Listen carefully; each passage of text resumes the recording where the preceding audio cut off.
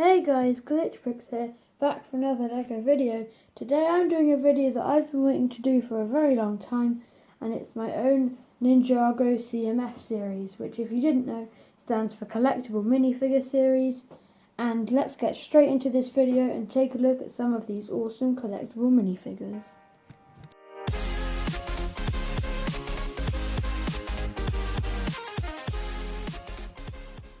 Okay, so there are 14 minifigures in this series, so I thought I'd start off with some of the simpler ones. Now here we have Lloyd in his training outfit, and it's the training outfit from the Ninjago Movie Maker set that comes with Jay, so I gave him a white mask and a awesome ninja robe with the gold and white and black, and I think that's it for this minifigure. I didn't include an accessory, but the rest of the minifigures, most of them have accessories. Now let's move on to the next one. So here we have another Lloyd. As you can see, I gave him the J blade from the Tournament of Elements, and I gave him his Tournament of Elements robe, but with a head wrap, because I thought the combination of a head wrap and the sleeveless top looked really cool. And then simple printing on the back. And now let's move on to the next minifigure. So here at first glance you might think this is another Lloyd, but if you're a fan of the Ninjago TV show and the series, you'll know this is from the Possession series when Nia dresses up as Lloyd so that Lloyd can escape. And I just gave him the normal deep stone outfit that they have in the series, and then this Nia does have an alternate face of just calm, and I think she looks cooler with this face. So now let's move on to the next minifigure. Another Nia here. This is Nia's outfit from the Sky Pirates series, and I gave her the blade of the fire and water that they got in the Hands of Time series that they can use to summon the fusion dragon. And then she has the normal Nia face. And I thought this would be a pretty cool accessory considering they use it in the series. Now let's move on to the next minifigure. So here we have possibly one of my favourites of this entire video. This is the Titanium J kind of person. I used the Stone Warrior J outfit with the Titanium Zane head wrap, and I gave him two of these Psy weapons, and then he has the normal J face with one angry, and then on the other side is happy. This one might look kind of weird. I just thought it would be funny to include an older version of one of the characters, and I chose Jay because in the original episodes Jay's hair was exactly like this but in orange, till they changed it after the film. Yet again, same alternate face, and I gave him the statue of Master Yang's beard from the Temple of Aijitsu to match the grey hair, and I gave him his normal old robes and a staff. Here we have the first Kai. He has the katana holder on his back, and I gave him his ZX Kai outfit, and I gave him the head wrap from the Hands of Time series. He has the alternate face, one angry and one smiling. Now let's move on to the second Kai minifigure.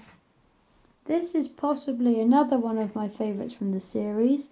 Same head for this Kai minifigure, and I gave him some fire to represent his element of fire, and I love the cool black and red colour scheme with the head wrap and some gold as well. And then he has the sword holder on his back so he can hold his swords. Now let's move on to the next minifigure. So this is Zane from the Sons of Garmadon series, where he dresses up in black and calls himself Snake Jaguar to blend in with the Sons of Garmadon, see if they can get information. I used the ZX Cole outfit, and I gave him some of the deep stone blades here on the holder. But what's annoying about this is the hairpiece doesn't go all the way down, so you have a smiley face on the back.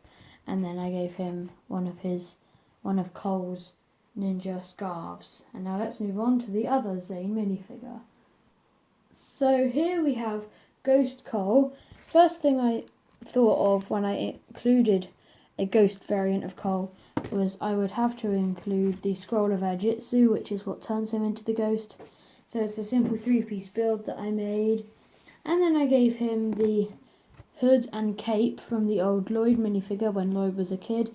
And then he does have the alternate face print from Smiling to Serious. Now let's move on to some of the lesser known characters of the series. So here we have the Purple Ninja. If you didn't know, he comes in the Rock Roader set and he's just one of the ninja's biggest fans. He has the standard face print of a normal Lego child. Now I haven't changed much about this minifigure except for the accessories. I gave him some ninja collectible cards of Master Wu and Cole. Now if you've watched the series, you know this is the Postman. He's in every series of Ninjago, but he's only ever come in one set. That's the Temple of Air Jitsu. Now he's basically the same as the minifigure.